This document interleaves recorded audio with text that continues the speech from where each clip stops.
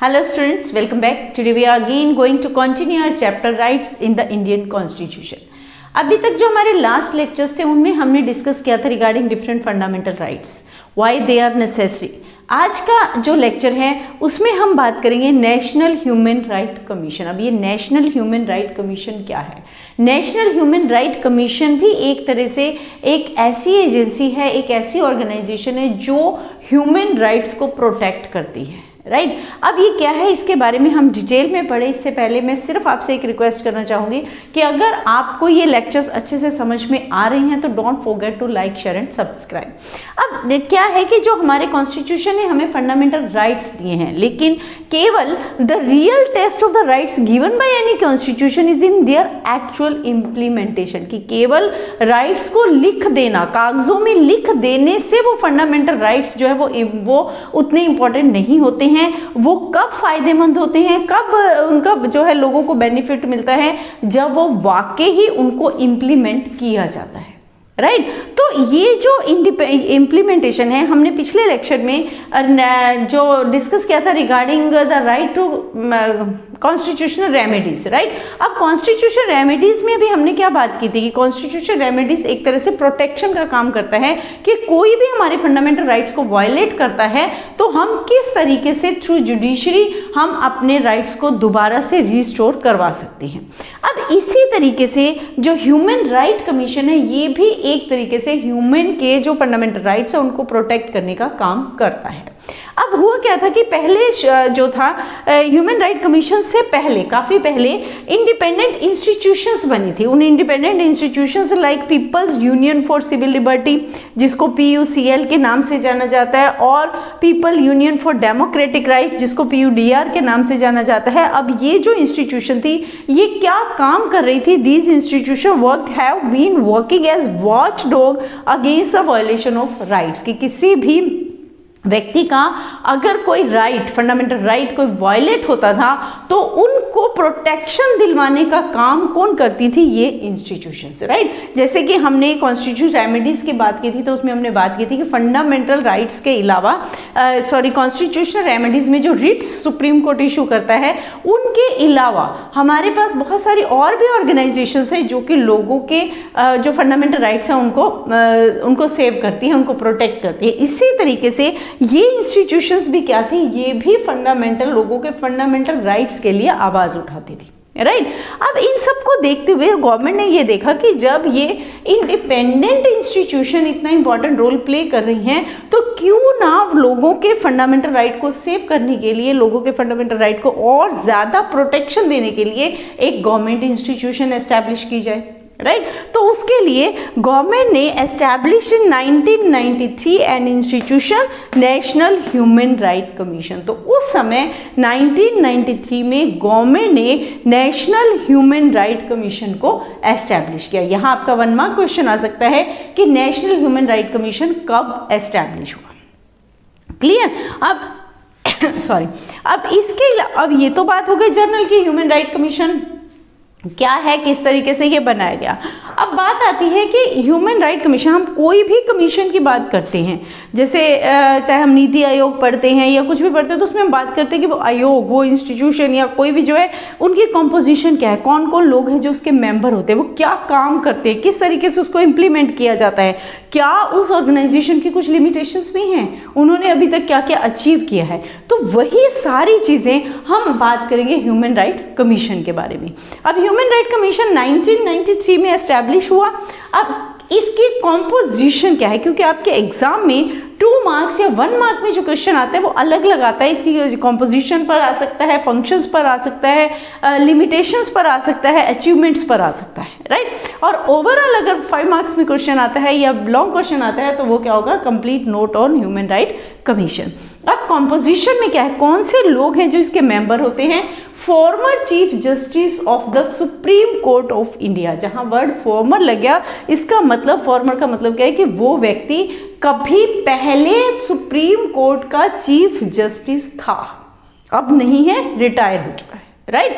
तो former chief justice of supreme court वो इसका मेंबर होता है, साथ ही साथ अ फॉर्मर जज ऑफ द सुप्रीम कोर्ट जो पहले सुप्रीम कोर्ट में जज था, as well as a former chief justice of a high court. High court का जो फॉर्मर चीफ जस्टिस है वो भी इसका मेंबर होता है। साथ ही साथ two other members who have knowledge and experience in matters relating to human right. इसके अलावा 2 लोग ऐसे भी इसके मेंबर होते हैं जिनको प्रैक्टिकल एक्सपीरियंस होता है, जिन्होंने इस फील्ड में लोगों के जो राइट्स है वो दिलवाने में, उनके वायलेशन को ख़त्म करने में जिन्होंने कोई ना कोई काम किया होता है, लंबा उनका एक्सपीरियंस होता है इस फील्ड में। अब जैसे हमने कॉन्स्टिट्यूशन रेमेडीज़ को पढ़ते हुए हमने बात की थी डिफरेंट ऑर्गेनाइजेशंस की, जिनमें से कुछ ऑर्गेनाइजेशन विमेंस के लिए काम करती हैं, कुछ मिनॉरिटी के लिए काम करती हैं। तो उन्हीं जो ऑर्गेनाइजेशन के मेंबर्स हैं, उन्हीं वही लोग किसके मेंबर बन जाते हैं, they become the members of the human right commission. उन्हीं में से किसी ने, ये 2 व्यक्ति को इनका जो है मेंबर बनाया जाता है, राइट। तो कंपोजिशन में क्या आ गया, chief justice, farmer chief justice of Supreme Court, former judge of Supreme Court, as well as former Chief Justice of the High Court and 2 experienced persons. Clear. अब ये तो बात हो गई कॉम्पोजिशन। अब बात आती है कि इनके फंक्शन क्या क्या काम करती है ये जो ह्यूमन राइट कमीशन है। Include inquiry at its own initiative. Most of the time क्या होता है, कहीं पर भी ह्यूमन राइट कमीशन को पता चलता है कि कोई व्यक्ति है, कोई मजदूर लोग है या कोई मिनॉरिटी क्लास है जिनके राइट्स को वायलेट किया जाता है, तो वो उनके जो राइट्स हैं वो दिलवाने के लिए खुद इनिशिएटिव लेते हैं। उनको कोई बुलाने नहीं जाता, वो खुद ही उस चीज़ की इंक्वायरी करते हैं। इनिशिएटिव और on a petition passed to it by a victim. या तो वो खुद जाते हैं, अगर उनके कहीं से ऐसी कोई न्यूज़ मिलती है कि वहाँ पर उस जगह पर लोगों के राइट्स को वायलेट किया जाता है, तो वहाँ पर वो जाकर इंक्वायरी करते हैं और उनके राइट्स उनको दिलवाते हैं।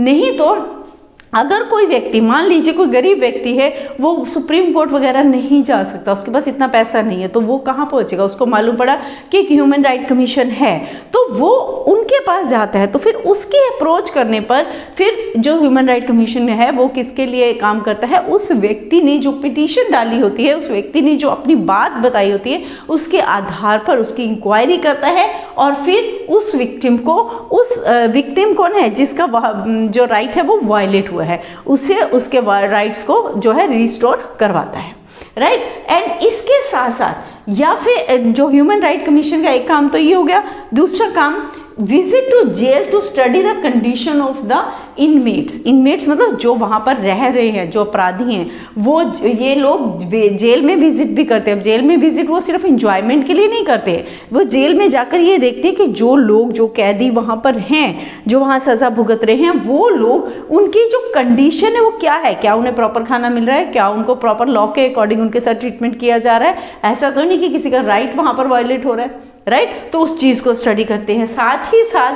Undertaking and promoting research in the field of human rights. Human rights के बारे में जो है रिसर्च करते हैं। अब यहाँ रिसर्च पेपर वो नहीं है कि कोई डॉक्यूमेंट्री बना दे कुछ, यहाँ रिसर्च का मतलब है कि वो राइटिंग पार्ट में लोगों को लिख कर वो जो है लोगों को अवेयर करते हैं। आर्टिकल्स पब्लिश होते हैं, आपने देखा होगा न्यूज़ में आते हैं, तो वो सब क्या है, ये सब चीज़ें ये प्रमोट करने का काम कौन करता है, ये भी काम किसका है, ह्यूमन राइट कमीशन का, राइट। तो ये क्या हो गए इनके फंक्शंस कि या तो खुद उनको पता चलता है कि कहीं पर किसी का राइट वायलेट हो रहा है तो वहां जाते हैं, उसके बारे में इंक्वायरी करते हैं, या फिर कोई व्यक्ति अगर सफरर है तो उसके लिए काम करते हैं, और या फिर जेल में जाकर लोगों की कंडीशंस देखते हैं, साथ ही साथ रिसर्चेस करके लोगों में अवेयरनेस पैदा करते हैं।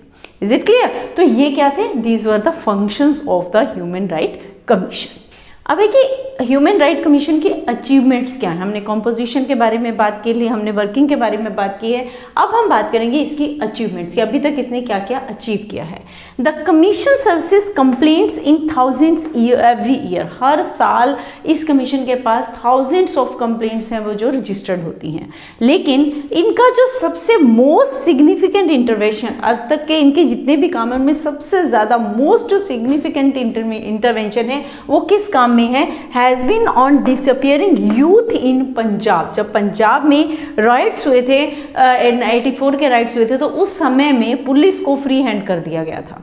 तो ऐसे में उस समय में जो पंजाब से बहुत सारा यूथ था वो डिसअपियर होना शुरू हो गया था, यानी कि जो पुलिस ने अपनी पावर को मिसयूज करना शुरू किया था। वो क्या करते थे कि शक के आधार पर ही किसी भी व्यक्ति को पकड़ लेते थे, किसी भी यूथ को पकड़ लेते थे, इवन उनके पेरेंट्स को, घर के लोगों को मालूम ही नहीं होता था, और कस्टडी में ही उसे मार दिया जाता था या इनकाउंटर दिखा दिया जाता था। और कई बार तो उनको उनके जो संस्कार है वो भी वहीं पर ही कर देते थे। पेरेंट्स को, परिवार वालों को पता ही नहीं चलता था कि उनके घर से जो बेटा है वो कहाँ गया, राइट। तो ऐसे में इस इशू को उठाकर उन लोगों को जो कंपनसेशन मिला है उसमें भी सबसे मेन रोल किसका है, that is of national human right commission. इसके अलावा, इसके साथ साथ in Punjab investigation and the trial of Gujarat riots cases where its intervention proved effective। अब इसके अलावा जो गुजरात में दंगे हुए थे, जो गुजरात रॉयट्स हुए थे, जो गोधरा कांड के नाम से भी जाने जाते हैं, वहाँ पर भी जो लोगों को उसके बारे में जो इंक्वायरी की गई थी या लोगों को जो उनके राइट्स वापस मिले थे, जो इन राइट्स के बारे में, केस के बारे में डिटेल में जो पता लगाया था, वो उस काम में भी सबसे ज़्यादा रोल किसका है, that is of national human right commission. यानी कि गुजरात राइट्स में जो लोग सफ़र हुए थे उनको जो कंपनसेशन वगैरह मिला है, या जो पंजाब में जब यूथ डिसअपियर हुआ था, पंजाब में 84 के राइट्स में हुए थे, तो ये दो काम इनके ऐसे हैं जो सबसे ज़्यादा मोस्ट क्या है, these are most significant interventions, right. तो ये तो हो गई कि इन्होंने अभी तक क्या क्या अचीव किया। अब बात आती है, अभी तक हमने सारा ये देखा कि कैसे बनता है, क्या फॉर्मेशन होती है, कॉम्पोजिशन क्या होती है, क्या रोल प्ले करते हैं, क्या क्या इनकी अचीवमेंट्स है। अब हम बात करेंगे कि इसकी लिमिटेशंस क्या है, कमियां, इनमें क्या क्या कमी है। द लिमिटेशंस हैं, the commission does not have the power of prosecution. Commission inquiry कर सकता है, कमीशन हाईलाइट कर सकता है जुडिशरी के सामने कि किसी व्यक्ति का कोई भी राइट जो है वो फंडामेंटल राइट वायलेट होता है, लेकिन कमीशन के पास किसी भी व्यक्ति को प्रोसिक्यूशन की पावर नहीं है। यानी वो किसी भी गुनाहगार व्यक्ति जो उसे मालूम पड़े कि ये व्यक्ति इस ए पर्सन बी का राइट जो है वो वायलेट कर रहा है, तो ए को उठाकर जेल में नहीं डाल सकता। ये राइट किसके पास है, ये राइट सिर्फ और सिर्फ हमारी जुडिशरी के पास है, यानी कि जो जुडिशरी की पावर्स हैं वो इसके पास नहीं है। Then it can merely make recommendation. अब ये और फिर करता क्या है, तो ये क्या करता है, रिकमेंडेशन देता है, जुडिशरी को हाईलाइट करता है कि किस व्यक्ति का फंडामेंटल राइट जो है वो वायलेट किया गया। रिकमेंडेशन टू द गवर्नमेंट और recommend to the court to initiate proceeding based on the inquiry that is conduct. कि इनकी इंक्वायरी के बेस पर जो जो फैक्ट सामने आए हैं वो उन फैक्ट्स को गवर्नमेंट के सामने लेकर आता है, हाईलाइट करता है, और जुडिशरी के सामने, कोर्ट के सामने भी लेकर जाता है, ताकि जो कोर्ट या गवर्नमेंट उसके अकॉर्डिंगली अपने डिसीजन ले सके। लेकिन डिसीजन लेने का राइट इसके पास नहीं है, वो राइट किसके पास है, only to the judiciary. Is it clear? तो ये सारा हमारा किसके बारे में था, all this is about the national human right commission. Hopefully it's clear to you.